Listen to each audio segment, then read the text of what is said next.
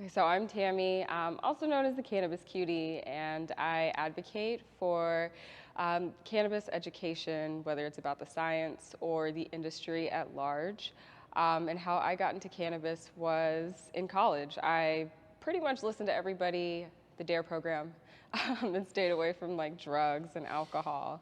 And then my freshman year of college, the resident pothead made the honor roll, and I ended up on academic probation. So that was kind of the straw that broke the camel's back, and I was open to trying. And it changed my life from that point on. I haven't been able to shut up about the benefits, and kind of was advocating in Oklahoma and in Michigan and Miami, where I went to grad school. And then once I found out there was science to back up my woo-woo thoughts on this plant, it was I became dangerous, I would say. So when I started out, there was not really a cannabis education as a career was not a thing, just like most cannabis pathways. So I was essentially creating this new idea without a blueprint, and I definitely got laughed at. There was a lot of doubt, but as I kept going and it started to work, it became successful. I would say one of the biggest things that I created was a cannabis book club. And we'll pretty much take any book that has cannabis undertones or a subject or a memoir, and we dissect it together in 4 to 6 weeks, and then we do Q&As with authors. So just kind of creating advocates in little pockets of the country and the world, actually. It's international.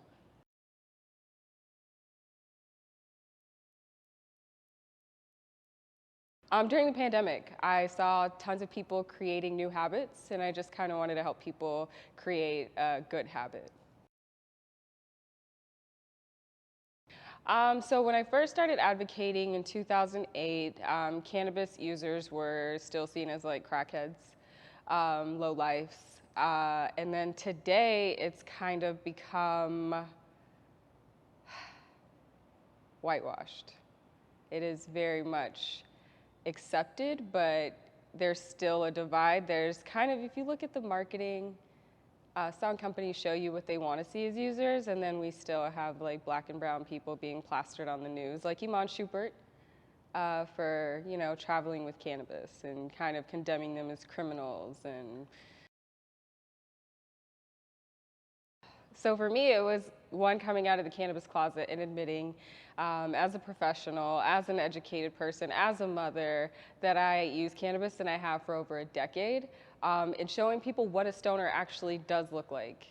For women, you are represented as hot and usually in your underwear and like ripping a bong. But we are so much more than bongs and thongs, and I wanted to be a representation of that. Women use cannabis for so many reasons. Our uterus has so many receptors, like we crave this for our well-being and our health. And I just wanted people to see that it can look different because it is different. So that's just what I do, just by being myself and being present and sharing that with everyone. I've seen even more people who are normal come out and say, yeah, I use cannabis and I'm a doctor, or I'm a lawyer, or I'm this. So it's been fun to kind of watch, people stepping out and admitting that they're a quote unquote drug user, and showing people what responsible drug use looks like. For people who are looking to kind of do the same, the best I can give is education. When you're able to arm yourself with the information to help break down the ignorance or the barrier that people are trying to get over, the facts are going to be what can overcome emotion. Now, some people choose to believe that emotion is fact for them, but typically most people are responsive when you're like, hey, did you know this is just, it's a plant. You know that oranges aren't evil, neither are tomatoes, even though once upon a time tomatoes were considered an evil, and people throwing tomatoes at you was a form of disrespect. Cannabis is a plant just like that, and there's inherently nothing evil about a plant that grows with sunlight and water. Oh my, that is such a hard question to answer because the California market is, it seems like, in turmoil, and federal legalization does not seem like it's coming any closer. So I'm personally kind of scared to see federal legalization happen because I'm worried that we're not going to respect everything that came before. So how we got to 2022 with all of these states with legal cannabis all started as a movement of sick people who were using cannabis as medicine, which parlayed into compassionate use acts in the 80s. To today, we have cannabis programs across the nation for medicinal use. And my fear is because in this country, profit kind of becomes the focus, I think we're going to lose the heart of why this industry even is able to exist today. I'm worried that we're not going to respect the growers and the cultivators and the breeders and the advocates who made sure that this plant stayed alive when our government really tried to wipe it off the face of the earth. And I'm kind of watching the industry go in a business direction and completely forgetting about our past. And for me, I think we gotta be mindful of our history and be respectful of that moving forward. So I would hope to see the industry as equitable and they choose to kind of right their wrongs and realizing, oh my gosh, this plant is harmless, but we created so much harm in certain communities that haven't really been able to recover. How can we use some of these profits to kind of repair that? Can there be reparations? Because, you know, the drug war was done in low-income communities, but if you had gone to private schools, like there's a drug war there too, but there was a conscious choice not to go there. So it was a choice to also go into poor communities and criminalize these people who now have to check these boxes for the rest of their life and be barred from housing, be barred from loans, be barred from education, be barred from voting, be barred from so many parts of being able to exist in society as a normal person because of a joint or possession charge. And this is for the rest of their life. They're now legally discriminated against. So I'd like to see some of that happen. In addition to legalization, I don't feel that we can do reparations after legislation. I think slavery kind of proved we're not good at that. Or the 40 acres and a mule after you free them, it didn't work. So I think as long as we can get the reparations and the legislation done together, I'm all for it, but I'm scared that I'm not seeing that happen on a serious level.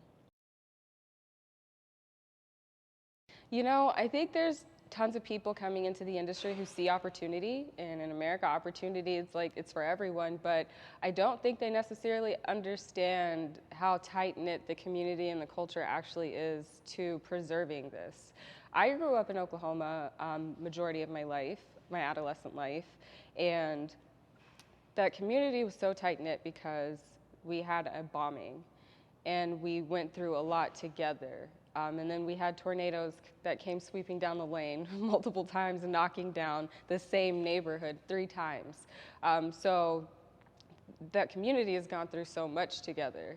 And that's the same thing with the cannabis community. I mean, vilified, demonized, misunderstood, but still held it down and stayed together. And now here are these new people just coming in and it just seems like knocking them all over. And it kind of feels weird, but I don't know if it's intentional or if they even realize how tight-knit it is.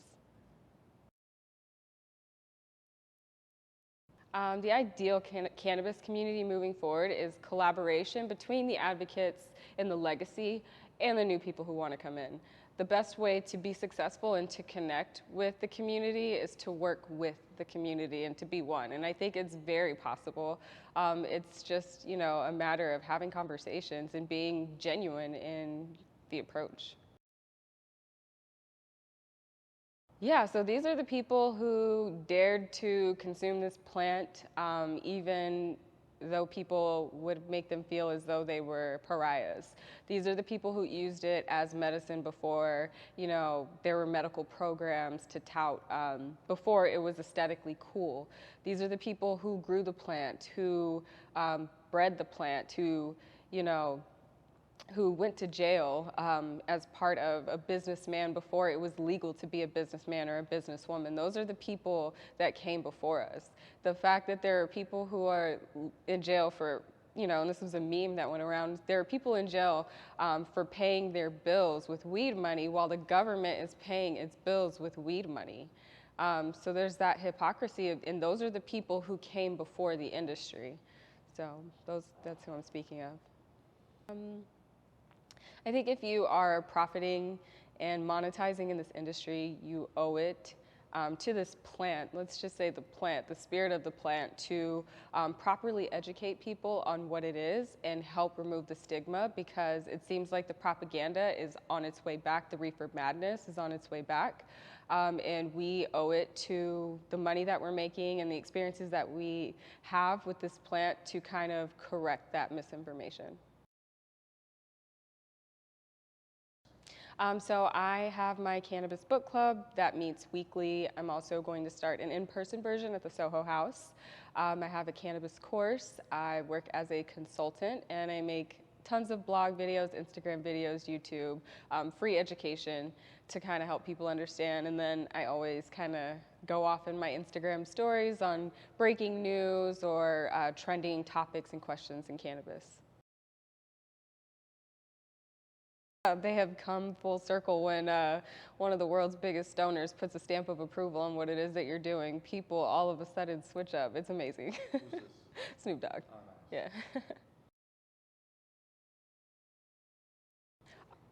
So biggest obstacle is financial. People who, again, have been barred from society for their being criminalized for possession of drugs or selling drugs, it's hard for them to make big sums of money. There's like so many barriers to it. And in California, you've got to have upwards of $1 million to participate in this industry based on the rules. So I think it's the biggest one is the financial game, which is why a lot of wealthy people are just able to come into the industry and operate, while the people who actually, have decades of experience are just kind of sitting by. So I think financial is the biggest struggle, and typically people with money are going to give to people who look like them. So there's just not a lot of, for me personally, there's not a lot of Black or Puerto Rican women who are just rolling in dough that can just invest in us.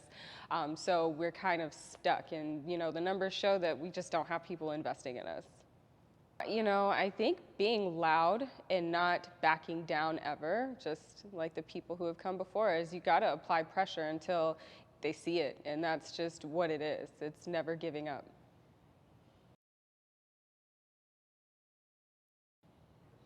My favorite part about cannabis is the community. I mean, we are so vocal, we are so proud of, what this plant is capable of doing, and we scream it from the rooftops. I think that cannabis is a great unifier, and my experience in college was I smoked with people from all over the world, all over the country, and cannabis was kind of that thing that we had in common, and it was what broke the ice and was able to kind of help each other understand one another. So that's one of my favorite things about this industry, is that it can connect us all and take away our biases and our stigma.